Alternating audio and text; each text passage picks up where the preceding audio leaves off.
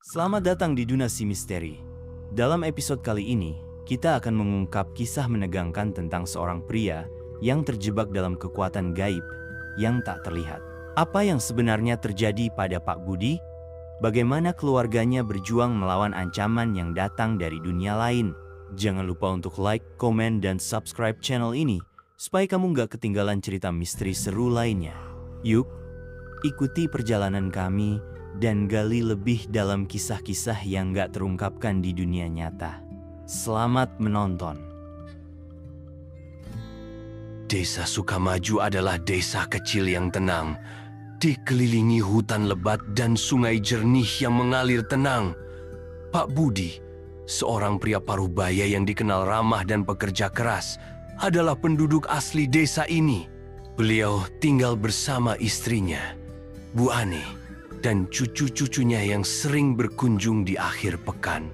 Kehidupan mereka sederhana tetapi penuh kehangatan. Namun, segalanya berubah ketika Pak Budi tiba-tiba jatuh sakit. Bukan sakit biasa, tapi sesuatu yang membuat bulu kuduk berdiri dan kepala penuh tanda tanya. Awalnya, sakitnya tampak seperti kelelahan biasa. Pak Budi sering merasa letih dan mengeluh pusing. Namun, seiring waktu gejala-gejala aneh mulai muncul. Nafsu makan Pak Budi meningkat drastis, tapi tubuhnya malah semakin kurus. Bu, kenapa ya? Badan saya tambah kurus saja, padahal makan terus. Tanya Pak Budi suatu malam sambil memegang perutnya yang terasa kosong meski baru saja makan sepiring penuh nasi dan lauk. Bu Ani hanya bisa menggeleng. Mungkin kurang vitamin, Pak. Besok kita coba ke dokter lagi ya. Tapi kunjungan ke dokter tak membuahkan hasil. Semua hasil tes menunjukkan bahwa Pak Budi sehat-sehat saja. Tidak ada tanda-tanda penyakit serius. Namun, yang mengherankan, berat badannya terus turun dan wajahnya semakin pucat. Keanehan tidak berhenti di situ. Pak Budi mulai sering terbangun tengah malam. Matanya kosong menatap jendela, seolah-olah ada sesuatu di luar sana yang memanggilnya. Kadang-kadang, Bu Ani mendengar suaminya bergumam dalam tidur, mengucapkan kata-kata yang tak dimengerti. "Jangan datang, jangan sentuh, pergi." Suara itu lirih tapi penuh ketakutan. Bu Ani mencoba membangunkannya, tapi Pak Budi hanya bergumam lagi dan terlelap. Keganjilan ini membuat Bu Ani resah. Dia mencoba mencari jawaban dari tetangga dan keluarga, tapi mereka hanya menganggapnya sebagai gangguan biasa. Hingga suatu malam, mimpi mengerikan datang menghampiri Bu Ani. Malam itu, angin bertiup kencang, membuat daun-daun pisang di halaman belakang rumah Pak Budi berdesir seperti suara bisikan. Bu Ani sudah terlelap ketika sebuah mimpi yang begitu nyata menghampirinya. Dalam mimpinya, Bu Ani berdiri di depan rumahnya. Semua tampak normal, tapi ada sesuatu yang membuatnya merinding. Udara terasa lebih dingin dari biasanya, dan suasana begitu sunyi hingga suara detak jantungnya sendiri terdengar nyaring. Tiba-tiba, dari kejauhan, muncul sosok wanita berbaju putih dengan rambut panjang terurai. Wajahnya samar, tapi sorot matanya tajam dan menusuk. Wanita itu berjalan perlahan mendekati rumah Bu Ani. Bu Ani mencoba berteriak, tapi suaranya tertahan di tenggorokan. Dia ingin lari, tapi kakinya seperti tertanam di tanah. Wanita itu semakin dekat, dan dari wajah samar itu muncul seringai mengerikan. Saat wanita itu hendak masuk ke rumah, Bu Ani terbangun dengan napas tersengal-sengal. Keringat dingin membasahi wajahnya. Dia menoleh ke samping, memastikan Pak Budi masih tidur di tempatnya. Tapi anehnya, Pak Budi tidak ada di ranjang. Hati Bu Ani mencelos. Dengan gemetar, dia bangkit dan mencari suaminya di seluruh rumah. Ketika sampai di dapur, dia menemukannya berdiri di depan pintu belakang, memandang keluar dengan tatapan kosong. "Pak, sedang apa di sana?" tanya Bu Ani, berusaha menahan rasa takut. Pak Budi tidak menjawab. Tubuhnya diam seperti patung. Tapi tiba-tiba, dia berbalik, dan untuk sesaat, wajahnya tampak berubah. Mata Pak Budi terlihat merah, dan senyum kecil yang aneh muncul. Malam-malam setelah mimpi itu, Bu Ani semakin khawatir. Setiap kali dia menoleh ke arah Pak Budi, dia merasa ada sesuatu yang berbeda. Seperti ada yang menguasai tubuhnya.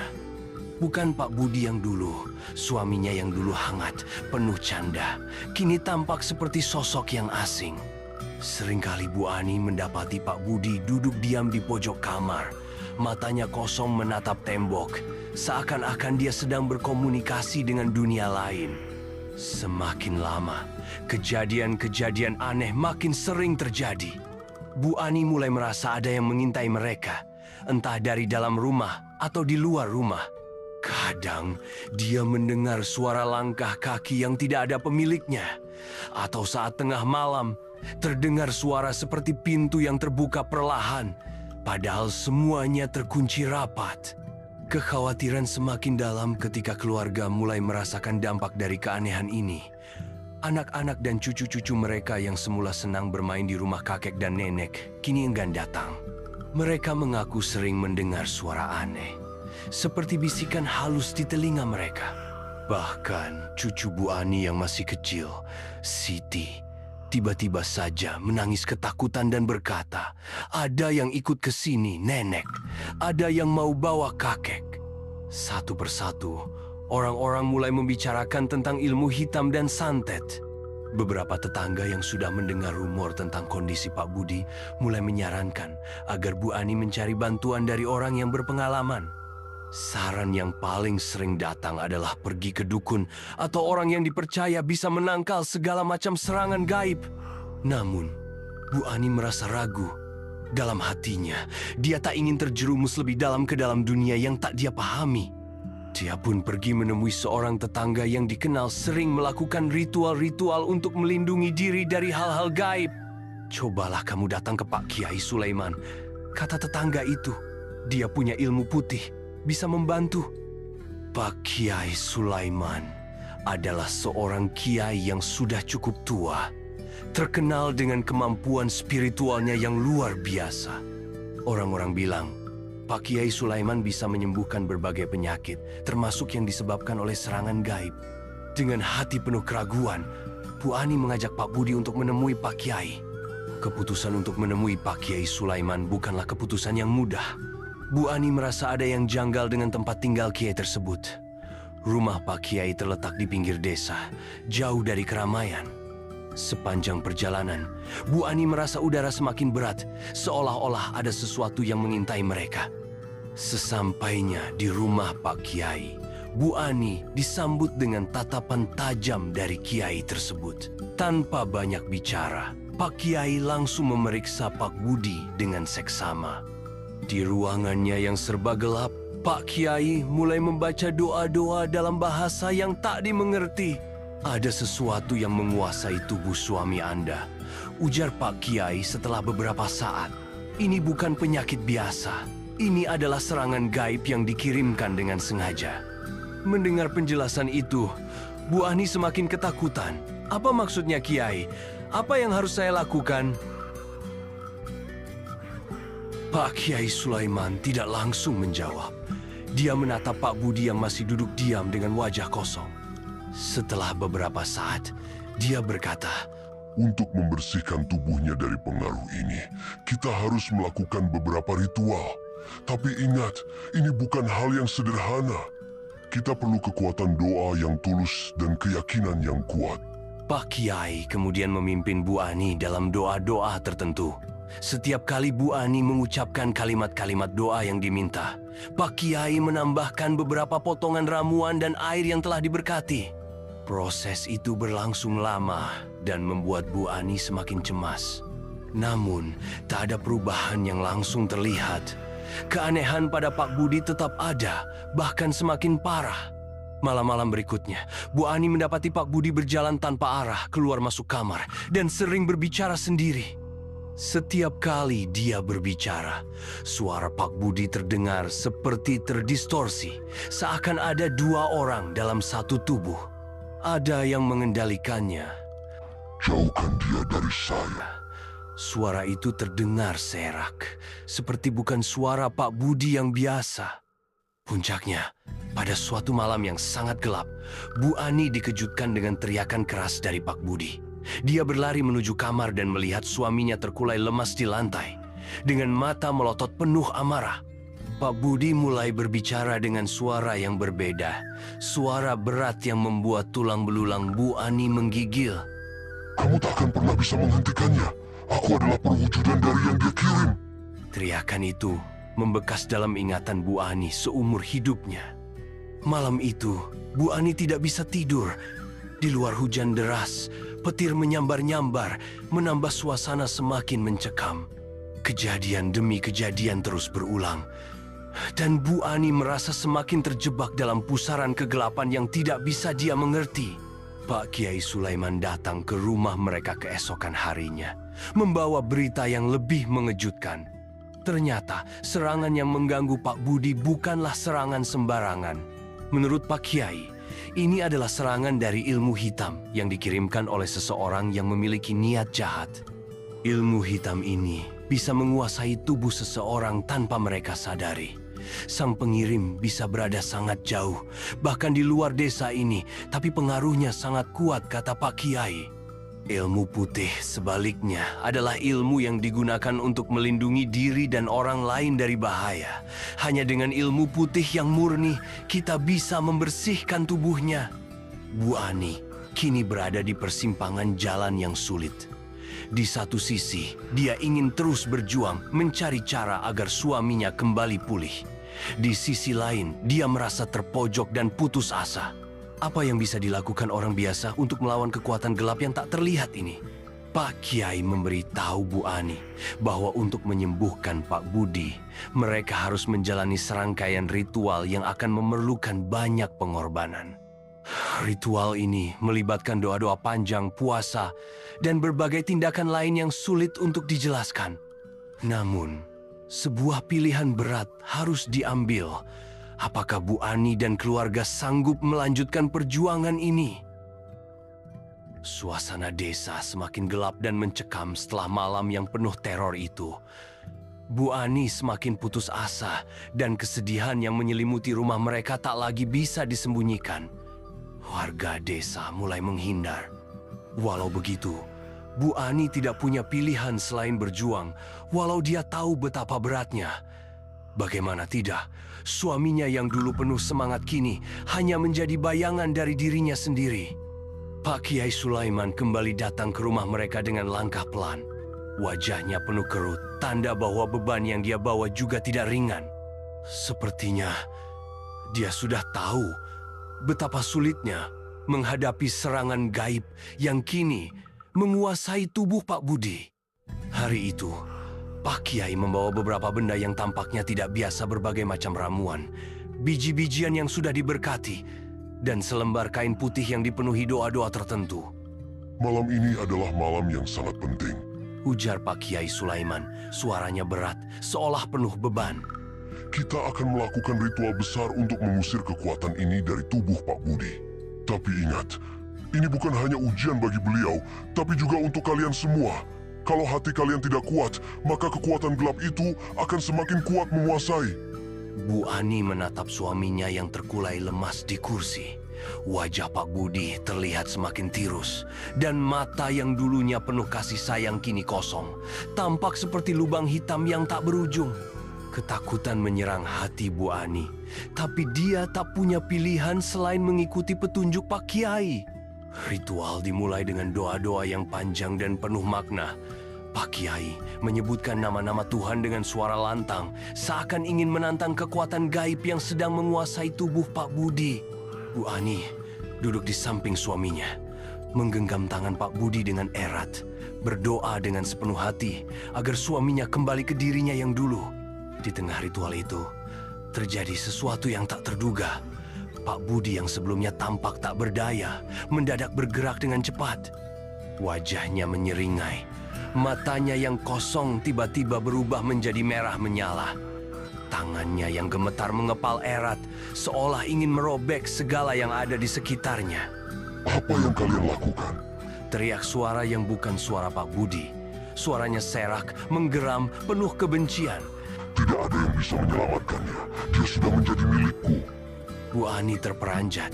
Tubuhnya terjatuh mundur. Air matanya mengalir tanpa henti. Dia tidak percaya bahwa suaminya yang dulu penuh kasih sayang kini berubah menjadi sesuatu yang menakutkan. Tangannya yang dulu memeluknya penuh kehangatan kini menepuk meja dengan keras, menghasilkan suara yang menggema di seluruh rumah. Pak Kiai Sulaiman tidak terkejut. Dengan tenang, dia melanjutkan ritualnya dan meminta Bu Ani untuk tetap tenang, untuk tidak terbawa emosi. Kita harus kuat, Bu Ani. Jangan biarkan perasaanmu menguasai. Itu yang mereka inginkan. Kalau kamu takut, dia akan semakin terperangkap. Pak Kiai melanjutkan membaca doa-doa yang lebih berat, mengalirkan kekuatan dari alam semesta untuk memutuskan ikatan antara kekuatan gaib dan tubuh Pak Budi. Semakin lama, suara serak yang berasal dari tubuh Pak Budi semakin keras. Ada sesuatu yang mencoba melawan, tapi kekuatan doa dan amalan yang kuat perlahan mengikisnya. Seketika, Pak Budi terdiam. Suasana menjadi sunyi. Semua mata tertuju pada tubuh Pak Budi yang terkulai lemas. Bu Ani merasakan ada sesuatu yang berubah. Perlahan, tubuh suaminya mulai kembali ke kondisi semula. Wajahnya yang semula pucat kini tampak lebih segar, dan perlahan matanya mulai kembali seperti dulu lembut dan penuh kasih sayang. Namun, kebahagiaan itu tidak berlangsung lama. Meskipun tubuh Pak Budi tampak sembuh, ada sesuatu yang berbeda dalam dirinya. Kejadian-kejadian aneh tak sepenuhnya hilang. Pak Budi masih sering terbangun malam-malam. Dan kadang dia berbicara sendiri, seperti mengingat sesuatu yang kelam. Bu Ani, meskipun sudah mendapatkan apa yang dia inginkan, yaitu suaminya kembali, merasa bahwa beban mereka belum selesai. Sesuatu di dalam diri Pak Budi, meskipun terlepas dari kekuatan gaib, masih meninggalkan bekas yang dalam. Mereka masih harus menghadapi kenyataan bahwa tidak semua yang tampak kembali normal benar-benar sembuh. Kehidupan di desa mereka perlahan kembali tenang. Meskipun aura misterius itu tetap terasa. Bu Ani terus berdoa, dan meskipun suaminya terlihat lebih sehat, ia tak pernah lelah untuk mencari cara melindungi dirinya dan keluarganya dari kemungkinan ancaman di masa depan. Pak Budi, meskipun sudah pulih, merasa ada yang hilang dari dirinya. Dia seringkali merasa seperti dirinya telah dilukai dengan cara yang tak terlihat, seperti ada yang mencabik-cabik jiwa dan pikirannya. Bu Ani merasakan perubahan ini, tapi dia berusaha untuk tetap kuat, karena dia tahu suaminya membutuhkan dukungan. Suatu malam, Pak Kiai Sulaiman datang kembali ke rumah mereka. Kali ini bukan untuk melakukan ritual lagi, melainkan untuk berbicara tentang pelajaran yang mereka ambil dari kejadian ini. Serangan gaib itu bukan hanya soal tubuh fisik Bu Ani, itu juga menyerang jiwa. Terkadang, meskipun tubuh seseorang sudah sembuh, kekuatan gaib itu meninggalkan luka yang dalam di hati mereka. Kata Pak Kiai dengan suara lembut namun penuh makna. Bu Ani mendengarkan dengan seksama. Lalu apa yang bisa kami lakukan, Kiai? Tanyanya penuh harap. Pak Kiai tersenyum tipis. Doa, keyakinan, dan menjaga diri dengan kebajikan. Jangan pernah berhenti berbuat baik, karena itu adalah benteng terkuat melawan kekuatan gelap. Dan ingat, tak ada kekuatan yang lebih besar dari kebaikan yang datang dari hati yang tulus. Bu Ani menatap suaminya yang duduk di sampingnya. Dia tahu bahwa meskipun mereka sudah melalui banyak ujian, perjalanan mereka belum selesai. Mereka masih harus menjaga hati dan jiwa mereka agar tetap kuat. Menjaga keluarga mereka dari ancaman yang tak tampak, dan selalu berpegang pada kepercayaan mereka. Kehidupan mereka kembali berjalan, tetapi kali ini dengan kesadaran yang lebih dalam tentang pentingnya menjaga diri dari hal-hal yang tak kasat mata. Dengan penuh keyakinan dan keberanian, Bu Ani dan Pak Budi melanjutkan hidup mereka, menghadapinya dengan keberanian dan keteguhan hati yang baru. Mereka belajar bahwa kebaikan dan doa adalah kekuatan yang tak bisa digantikan oleh apapun. Begitulah akhir dari cerita Pak Budi dan Bu Ani. Meskipun mereka berhasil mengatasi serangan gaib, mereka tetap hidup dengan kesadaran yang lebih tinggi dan penuh hati-hati.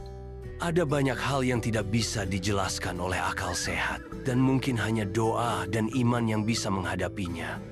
Jika kamu ingin mendalami lebih lanjut tentang kisah-kisah serupa atau pelajaran yang bisa diambil dari cerita ini, selalu ingat bahwa tidak ada yang lebih kuat daripada keyakinan dan kebaikan hati.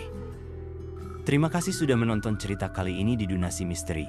Semoga kisah tentang Pak Budi dan Bu Ani ini bisa memberi kita semua pelajaran tentang pentingnya menjaga hati dan menjaga diri dari kekuatan yang tak terlihat. Kalau kamu suka cerita seperti ini, jangan lupa untuk like, share, dan subscribe ya. Jangan lewatkan cerita misteri seru lainnya yang akan datang. Sampai jumpa di video berikutnya, dan tetap waspada, karena dunia ini penuh dengan hal-hal yang belum kita pahami sepenuhnya. Sampai jumpa.